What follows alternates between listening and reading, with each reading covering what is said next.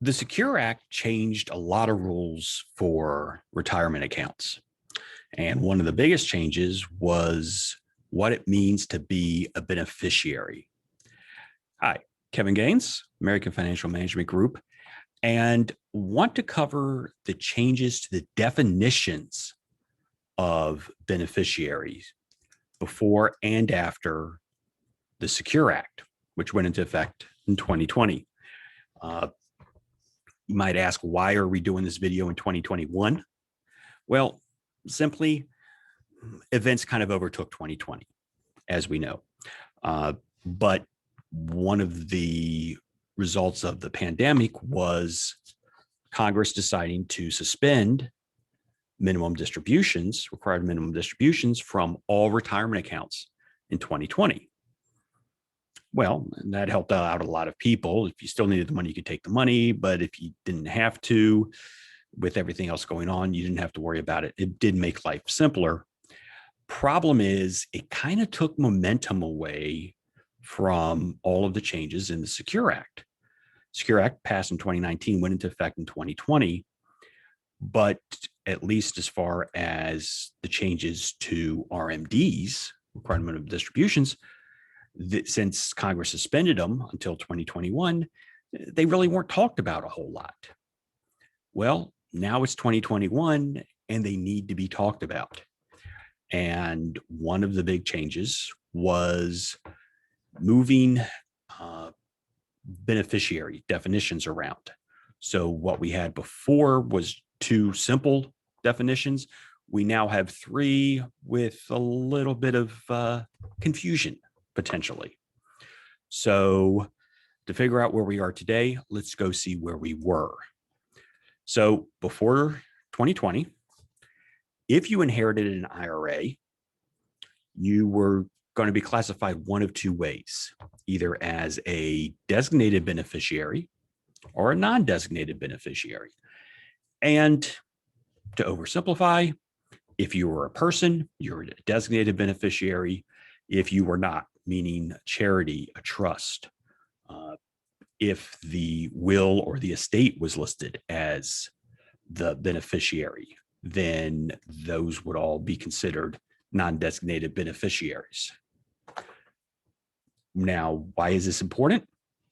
Well, designated beneficiaries got to use what was called the stretch rule. And what this meant was you had the option of using your life expectancy to calculate your minimum distribution. And take a step back, required minimum distributions are based off of your age. And the older you are, a bigger percentage of the IRA you have to take each year. And it's going to increase as you get older. So ideally, if you're not looking to take the money immediately, or you want to stretch the distributions as long as you can, you're better off using the younger age, because you can take a smaller percentage, and there are benefits for that. The non-designated beneficiaries could not use this stretch IRA rule. They had to use either the 5-year rule or continue to use the original owner's age. But now we're dealing with three classifications. Designated beneficiaries are now called eligible designated beneficiaries, and they get to use the stretch IRA rule. Or some designated beneficiaries are now called non-eligible designated beneficiaries. And they have to use something that's called the 10-year rule, which obviously we're going to get to. And then you still have the non-designated beneficiaries covered under the old rules. Those did not change much. So still non-designated beneficiary. You use the 5-year rule, meaning you have to empty the account within 5 years. If the owner died prior to their required beginning date. If it was after, then they had to use the owner's life expectancy to calculate the distributions, which would generally result in a fairly quick, although longer than 5 years, distribution schedule. But now we get to slightly more complication. So your eligible designated beneficiaries, which used to be everybody, but now is a much tighter group, still get to use the stretch rule, meaning their life expectancy as opposed to the original owners. Well, what does it mean to be an eligible designated beneficiary? Who do you have to be in order to get to use this rule? Well, if you're a spouse, if you're the widow or widower, then you can get to use the stretch rule. You can also convert it to your own IRA, which is the only beneficiaries that can do that. So you don't even necessarily have to worry about this, but you are eligible to take advantage of the rule if you want to. Minor children, and it's minor children of the original owner, but that does not include grandchildren, nieces, nephews, the neighbor kid. It is your actual children if they are under the age of majority. And here's another complication. It's majority. They didn't say 18 or 21. States define majority, and not every state uses the same age. Some use 18, some use 19, some could use 21. So depending on what state you're in, the term child, or the term minor is going to have a little bit of variety. But there's also an exemption that if you're still in school, you can continue to take advantage of the stretch rule up until the age of 26. If you're 35 and still in school, no. But up until the age of 26, if you're still in school, you do get to continue to use the stretch rule. The next two classifications sound simple, but they're not. Disabled and chronically ill. A lot of times people think they are disabled because they are able to file a disability claim for insurance or something along those lines. But the IRS doesn't necessarily look at those definitions the same way. They tend to be fairly strict in what it means to be disabled or chronically ill. A good rule of thumb to use is if you are collecting SSDI, then the IRS is going to say, yeah, you're disabled. Likewise, if Medicare or Medicaid says, yes, you're chronically ill, the IRS is probably going to go along with that definition or that classification to say, yes, you're eligible because these other agencies. The key part is they're strict definitions, so just don't assume because you got it from an insurance claim, for example, that you're automatically eligible for this. That's not necessarily true. And then the fifth classification is if you're within 10 years of the owner, as far as your age, then you get to use the continue to use the stretch IRA. This is going to apply more likely to siblings or friends, obviously. And you may say, well, why are they throwing that one in? Because the IRS basically, or Congress did the math and said, there's not going to be much difference between somebody who is 80 and say 76 in terms of the RMD amounts. So they said, we'll go ahead, throw those people in.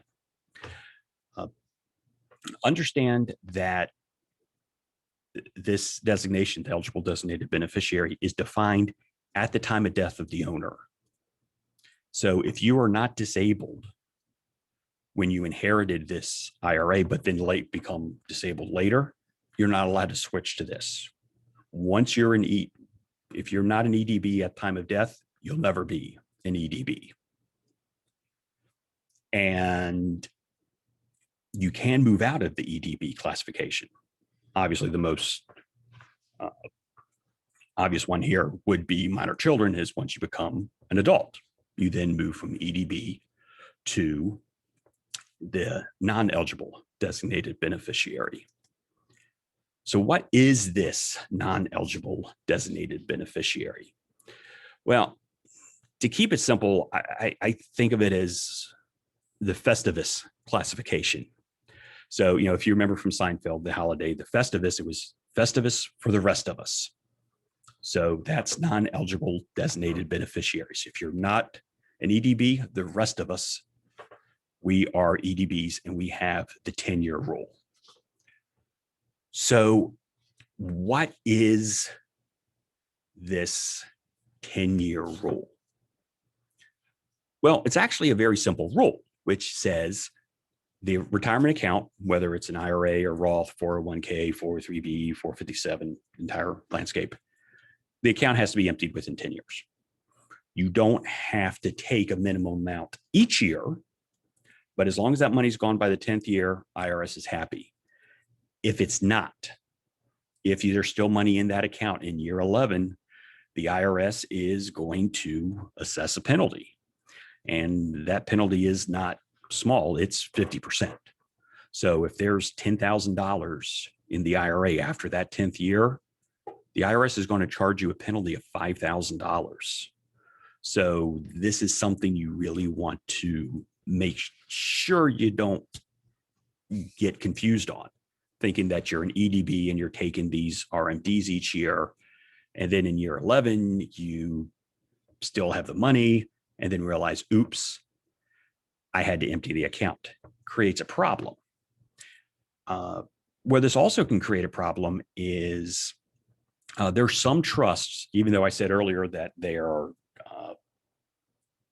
non-eligible beneficiaries, there are some trusts that actually allow you to be treated as an eligible beneficiary. And now it's non-eligible designated beneficiary. But some of those rules are in those trusts said the RMDs were what could come out. And depending on how that's phrased, you might want to look at those trusts again and reword them, because otherwise you're looking at a situation where the trust is not going to pay out any of the money for the first 9 years. And then in the 10th year is going to pay out the whole thing, which probably isn't the intent of the trust. So, you need to be careful with that, which gets us back to my original point, which is there's a lot of little changes here that can trip you up, and getting tripped up can get expensive. So please take care and understand the rules for these inherited IRAs. Whether you're the IRA owner, you might want to restructure who inherits which IRAs, or even if they're going to inherit part of the IRA, because the distribution rules changed. And conversely, if you inherited an IRA, understand what everybody knew 2 years ago doesn't necessarily apply today. So you want to be careful with that. But if you have any questions, please leave a comment below or reach out to us on our website, afmgplanning.com, or you can find us on Twitter, LinkedIn, Facebook. Try to make it fairly easy to contact us. But anyway, this is Kevin Gaines with AFMG. Glad I got a chance to talk to you and look forward to talking to you soon. Thank you.